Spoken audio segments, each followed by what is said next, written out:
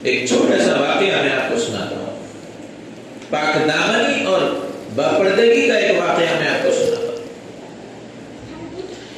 کہتے ہیں کہ حسن بصری رحمۃ اللہ علیہ کے زمانے میں ایک گاؤں میں کئی دنوں سے بارش نہیں ہو رہی تھی. لوگ مسلسل میدان میں جمع ہو کر اللہ سے دعائیں کر رہے تھے، لیکن اس کے باوجود وہ اپنے گناہوں پر توبہ کرنے کے باوجود ان کے پاس ان کے گاؤں میں بارش نہیں ہو پا رہی. حضرت حسن بصری رحمۃ اللہ علیہ واقعہ لکھتے ہیں کہ لوگ جب پریشان ہوئے اور بے تحاشا اللہ سے رو رو کر دعائیں کر رہے ہیں، لیکن آسمان پر ایک بادل بھی نظر نہیں آیا. عین دھوپ کا وقت تھا، دوپہر کی دھوپ تھی اور بڑی گرمی بھی چل رہی تھی، اور لوگ کھلے میدان میں اللہ سے استغفار کر رہے تھے، اللہ سے دعائیں مانگ رہے تھے کہ بارش ہو جائے، لیکن آسمان پر کوئی بادل نہیں اور بارش کے کوئی آثار ان کو نظر نہیں آ رہے.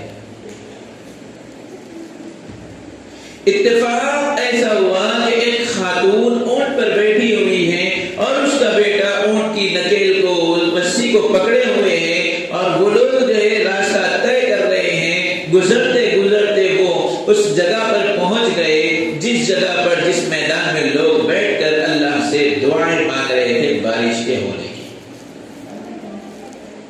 یہ نوجوان شخص نے دیکھا کہ بھئی گاؤں کے کئی سارے لوگ یہاں پر موجود ہیں، ان کو جانا کہیں اور تھا، لیکن کئی سارے لوگ یہاں پر موجود ہیں. آخر کیا معاملہ ہے، آخر کیا ماجرا ہے کہ یہاں پر لوگ بیٹھے ہوئے ہیں؟ آخر کوئی بڑا حادثہ تو پیش نہیں آ گیا؟ میں ذرا جا کر ان کو دیکھتا ہوں. اس لڑکے نے اپنی والدہ سے اجازت لی. والدہ نے کہا کہ بیٹا جاؤ، جا کر معلوم کرو کہ کیا مسئلہ ہے، جاؤ مجھے چھوڑ کر، اللہ میرا حافظ ہے.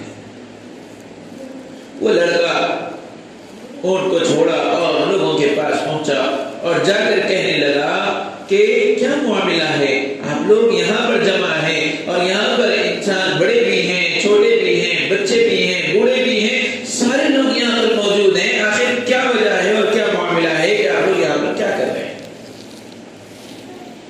ان لوگوں نے کہا کہ ہمارے گاؤں میں قحط سالی پڑی ہوئی ہے، کئی دنوں سے، کئی مہینوں سے بارش نہیں ہو رہی ہے، زمین سے اناج بھی نہیں اگ رہا ہے.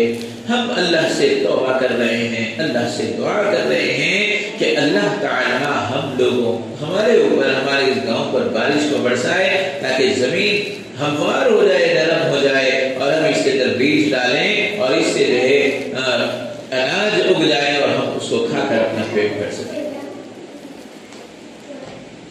وہ نوجوان شخص بڑا غمزدہ ہوا اور وہاں سے نکلا، آیا اپنی والدہ کے پاس، اور اپنی والدہ کے جو انہوں نے جو لباس اور جو حجاب پہنا ہوا تھا اس کے دامن کو پکڑا اور اللہ سے کہا کہ اللہ، یہ میری والدہ ہے اور یہ اب بڑھاپے کو پہنچ چکی ہے.